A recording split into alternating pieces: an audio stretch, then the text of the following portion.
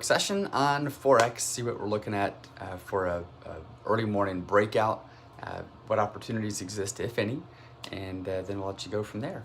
First things first, we're always checking the news. Is there anything coming up that we need to be concerned about? Anything coming up that could potentially impact our ability to trade on the open of the new session? And no, there's not. We typically look for red reports. So again, we're looking for the reports that are considered to be high impact. Those are the ones that have the most potential. Doesn't mean they actually will, but it has the most potential to widen spreads considerably, and B, cause some significant chop or some movement, directional movement across the markets. So there's no red reports coming up today. We do have quite a few reports coming out this morning. 3 reports on the CAD and 4 reports on the USD. 4? Yeah, 4. 5. 4. my eyes are playing tricks on me. I thought it was 5. 4 reports there on the USD.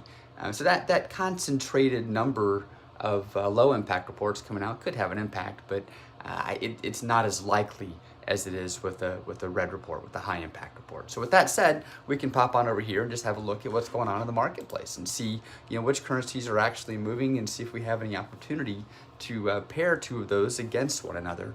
And the CAD, that's been a strong currency over the course of the last few hours now. It's been a strong currency. It continues to push stronger, just steadily.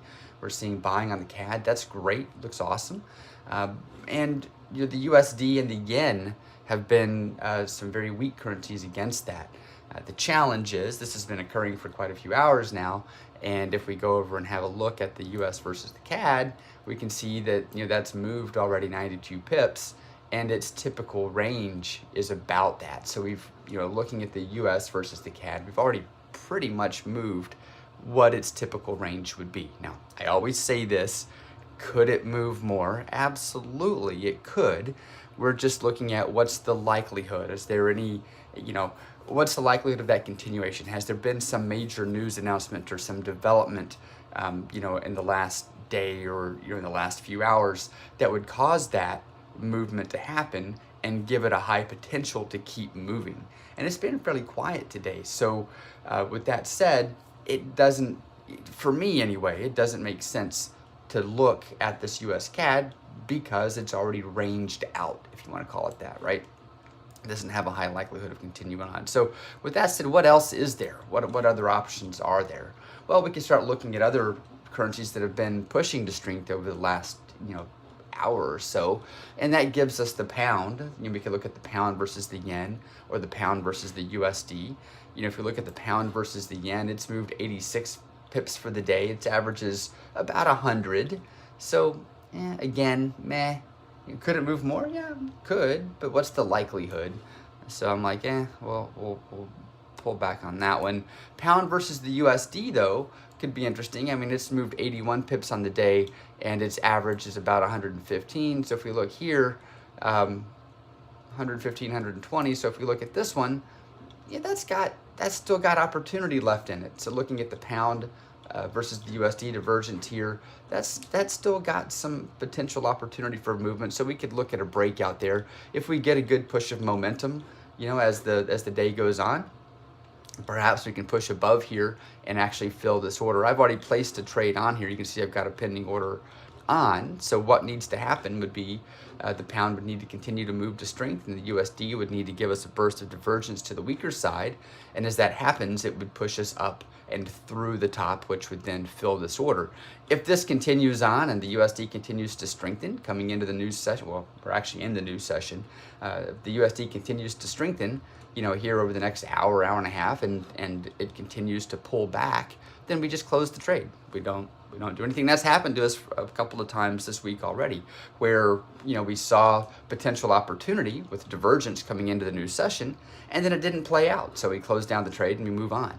That's part of the game. So we'll watch this one. We've got this trade on here for the pound versus the USD, looking at a long to see if it pushes back into its current state, and if it does, then we'll current state. into its current trend, and if it does, then we'll be able to take that trade at the top of this this breakout box here and then trail it on up. Again, if it doesn't, if we don't see that divergence and it doesn't move on for us, then we'll close the trade down and go on with our day. All right, so that is it. Super easy breakout trading method. Doesn't require a whole lot of our time. You can see we did that in less than 5 minutes. You can do that in about 2 minutes. Come in for the morning, have a look at what's going on, make your trading decision, and then move on with your day. You don't need to sit here staring at charts all day and make your eyes screen blind, if you will.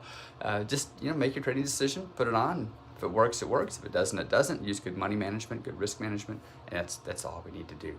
And it all plays out over the long term. That's what it's all about. All right, so I'm gonna leave it here. I'll be back in I don't know, a little bit, 30 minutes or so, and we'll talk about what's happening in the future.